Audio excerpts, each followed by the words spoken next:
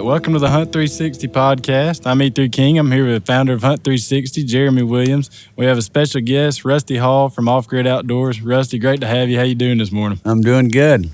Doing good. A little tired, but I'm doing good. It's good to see you, Rusty. I know we run into one another every year at all these shows, and it's always a pleasure to sit down and talk with you. Oh, thank you. And this time we get to document it so everybody can hear our great conversations. Yeah. So tell everybody a little bit about yourself. What got you into hunting as a kid, and okay, up to, a little bit of your life story. All right. Well, our family's originally from Arizona. Yeah. And we moved to Utah when I was 5, but all my relatives are still down in Arizona. And we bought a cattle ranch, and I was raised on a cattle ranch there, kind of by Nephi, Utah's probably central, where we were at. And so I grew up in the outdoors and always liked to hunt when I was a kid. But when I got married was really when I got into the hunting, because my wife's side of the family was really into it. That's cool. Yeah, that mean my father-in-law was taking a couple of months off a year to hunt. And so that's kind of when I really started getting into it. My wife had more guns than I did when I got married. I just learned something. I didn't know all that. Yeah. So anyway, I started working. I went to college up at Utah State, and when I graduated, I went to work at Thiokol, and I was working on the space shuttle, and we were producing the rocket motors on that. So I worked there for 10 years, and in the meantime, I started a hunting magazine called Trophy Hunter Magazine. And we had that for 25 years. And that's kind of what I raised my family on. I quit the engineering job about 10 years into it and just went full-time into the publication stuff. I still dabble a little with publications. Yep. This is the Utah's Biggest Bucks book. I also do produce the record books, all the record books for the state of Utah. This is the 4th edition, right? That's the 4th edition, yeah. It's a 500-page book. That one's just about the mule deer that's been killed in this state. Oh. The other book was kind of for all the species in the state, and I'm working on one that's for elk. This one's it's full of bucks. How many bucks are in here altogether? I have no idea. I've never counted it. I know there's way over 1,000. All from Utah? All from Utah, and there's muzzleloader, archery, and rifle animals in it. And they're all of them are scored in the Boone and Crockett system? Yep, they've all been scored, whether for Pope and Young, Long Hunter, or Boone and Crockett. And I've been an official measurer for 20 some odd years, so I kind of took it upon myself to try to keep track of all these deer, and there was a lot of interest in it with people, so. Yeah, there's a lot of data here. Yeah, there is. Book. Yep, E3's his dad's got a buck in the book too when he came out hunting with me years ago. But so we started doing all these publications, and one thing led to another, and it was a fit because I had people calling me all the time asking where to go hunting, so I started taking them. Yeah. Well, I actually remember the magazine back, when I was younger. Yeah. I actually got it. I don't remember if I was subscribed. I don't remember how I got it, but I remember getting it when I was younger. I'm probably in my 20s. So yeah. That's probably that's cool. 20 years ago. Yeah. Yeah, I think we started that in 1993. Okay. Was when we started that publication, and about I think it was 2003. I really started doing a lot of guiding. Gotcha. And I started a outfitting business with another guy or two that was called Western Lands Outfitters, and 12 years later we sold that, so I got out of that part of it, and I started a new one, and that's the Offgrid Outdoors. I think that was 2013, I think, somewhere right in there when I started that company. And so now, we're guiding from August to March, taking hunters. So what all you taking? For hunt? What all species? Well, pretty much anything. We hunt in Utah, and they've got 10 different species, from sheep to bears to whatever. We hunt in Wyoming, and I take quite a few different hunts over there, mostly mule deer, elk, and antelope. Then after we get done with Utah and Wyoming, these states here, we go to Texas. and Arizona, and sometimes down to Mexico. And so, those hunts are in November, December, January. We can hunt whitetails in Texas clear till, I think it's mid or the end of February, first part of March. Yeah. So do you help all your hunters do their draw? I mean, get all their applications in as well? Yeah, most of them I do. I try to, if people express some interest to hunt, then I'll help them with that part of it. And then I actually apply most of them to make sure that they get, everything done that needs to be done, get the points necessary and get the right area. Yeah. I've let a guy or two apply before and they've actually gotten put in for the wrong area. So I pretty much do everything now just to avoid that stuff. I was just, what about, I know it takes years to sometimes draw these tags. I mean, are your units pretty, well, the stuff I've got in Wyoming is pretty easy. Doesn't take any points for deer. You just got to have more than a point or less than a point. Greater than 0, I guess, is the way that they say it in Wyoming to get an antelope point, and then it takes 2 for our elk. Now, Utah, that's a different story. Right now, I don't have any landowner tags, but in the past, I've had ranches that I had leased, so I was able to get landowner tags. Right now, I don't have any, so we're stuck with the drawing or purchasing a tag in Utah. And when you go to buy tags in Utah, I mean, you get a donation from a 501c3, so you can write a portion of it off on your taxes, but still it's quite expensive, but they have some good hunting here. Oh, yeah, definitely. Utah is, and not only that, the scenery here is just... Yeah, it's beautiful. Beautiful state. One of the most beautiful states there is. So, I mean, everybody should come to Utah just to see the national parks. Yeah. Is insane. So you live in just an amazing place here. Yeah, it's pretty cool. And we hunt most of the areas in Utah, we do bears down by the Colorado border, down by Canyonlands, I think, is the one there by Moab. Okay. And then we've hunted some on the Paunsaugunt, and you got Bryce Canyon and Arches. Our Arches is over by, I think that one's the one that's over by Moab.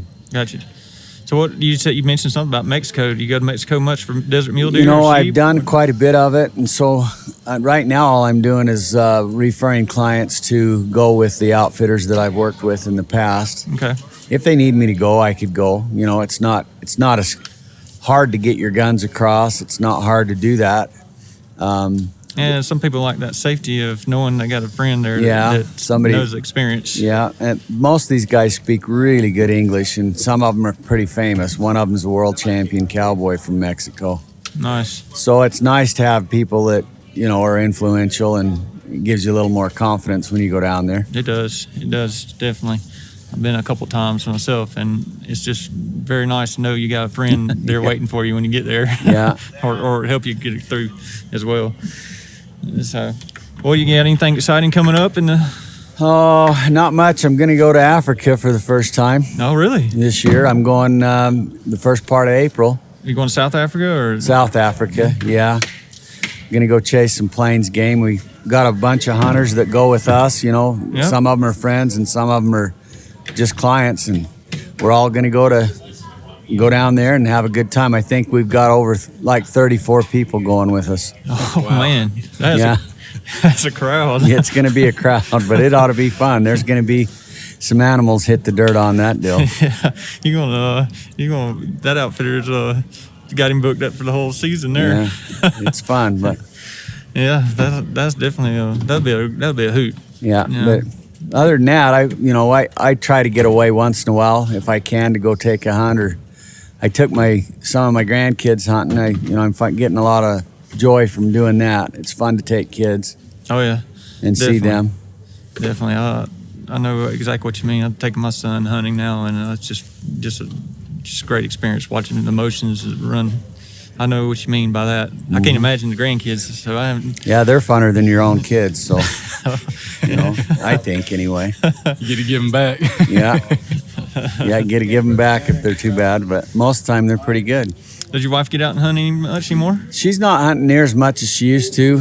The girls, they all really like fly fishing. Yeah. And they've done some fly fishing schools.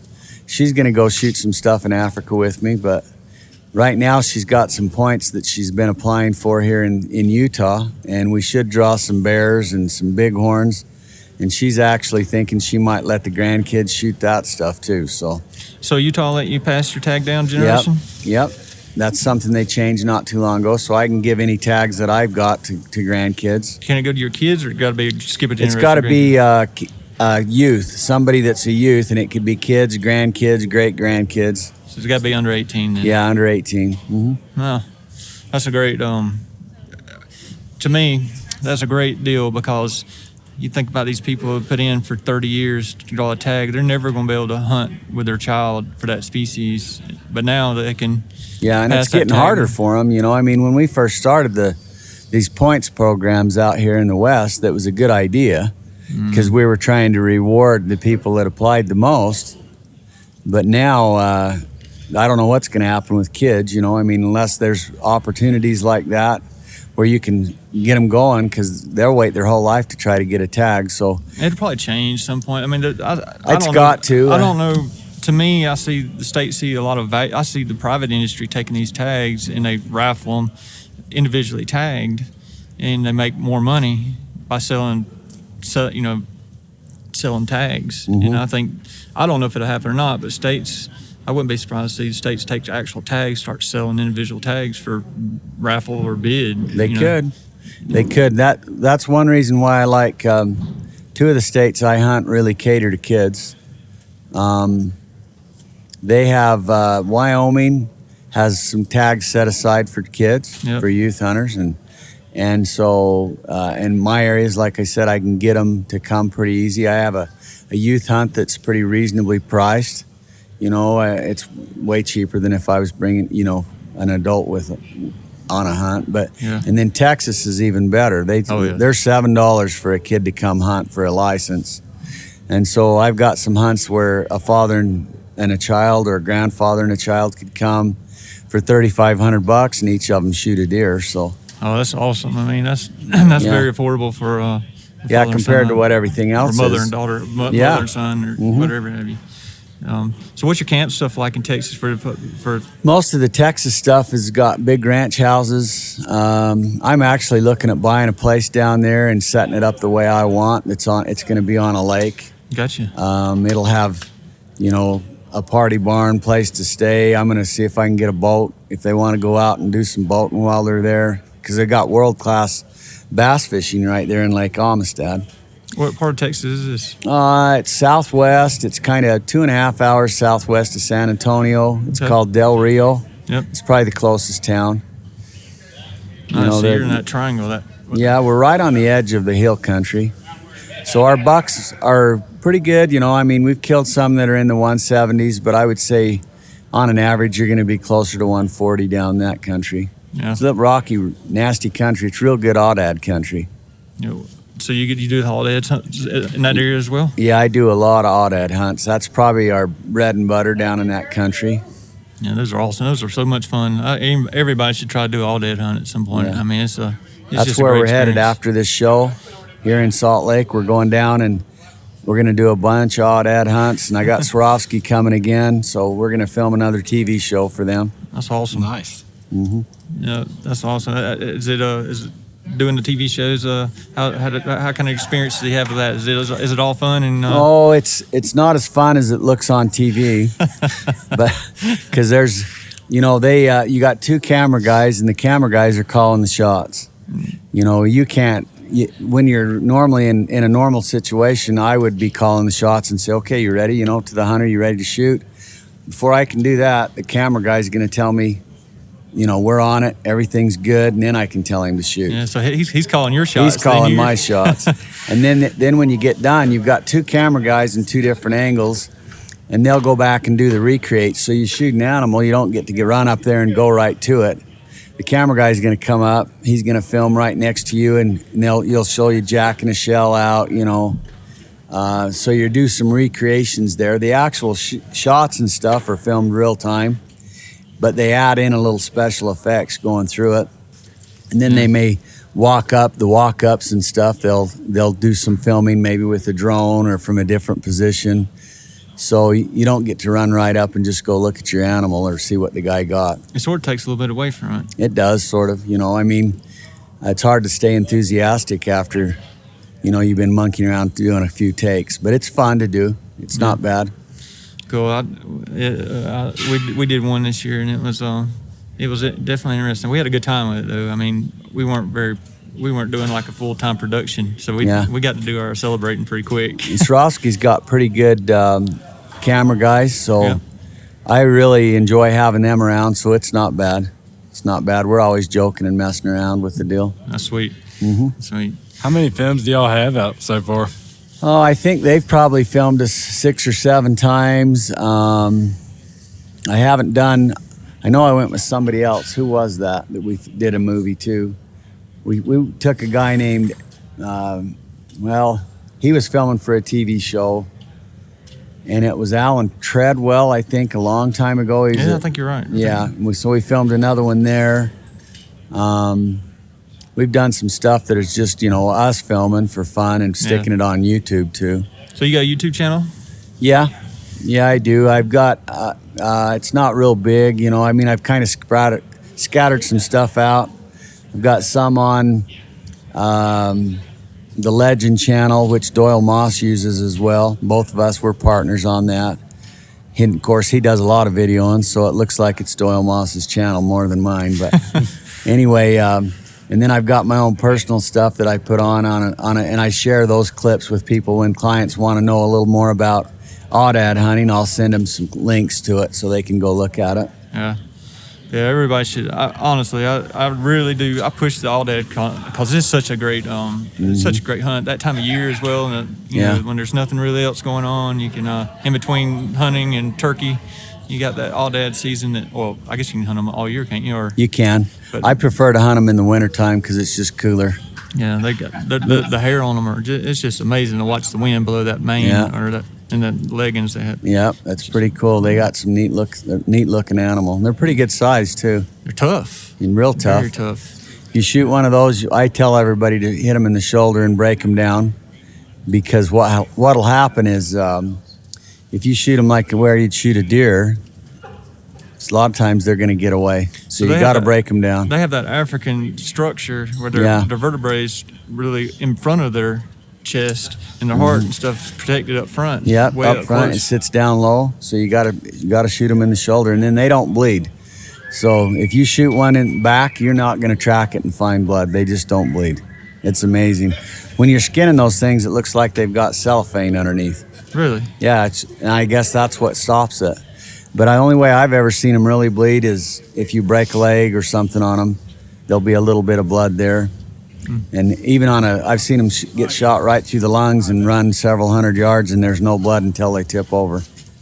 I don't know what it is. They're just tough. It's amazing. They are tough. I was lucky enough to shoot a couple of them in the past, and it was a physical hunt. I mean, it was where I know different terrain, different everywhere, but it was a real sheep hunt. And it was a beautiful country, and but I had a break. I was lucky. I broke mine down, like you said. Yeah. They expired right there quick. So and that brings up another point. A lot of the hunts that we do, we can cater it to the individual. Okay. So I've got aoudad hunts that we can hunt from a pickup and kind of drive around in these big canyons and look up in the cliffs and stuff above us. Yeah. And then I've got hunts where we can hike 12, 14 miles a day. And just make it what you want. Just whatever you want to do. I've got stuff you can drive around in a truck and glass 2 or 3 ridges away, and then, figure out how to make a stalk. Yeah. Most of the stuff we do in Wyoming is similar. It's not too hard, spot and stalk stuff, hunting from trucks, and sometimes we'll use side-by-sides, but it's not bad. Well, that's cool. I know Wyoming's a great state to hunt in. Just plenty of animals there. Got a guy testing out some calls, it sounds like, behind us. Yeah, they do that all day. Yeah, that's our neighbors. That's always the joy. I always try not to get next to a call guy when I go to a booth, get a booth and a show. One time I was stuck next to goose calls, and wow. Oh, man. Those guys go all day long. Or you go to one of those turkey shows and you just walk in a building, it's like, sounds like you're walking in a chicken house. Yeah. It's amazing. There's some pretty good guys. We had them on the show yesterday. Oh, cool. They're very intelligent developers is what they are. But, cool.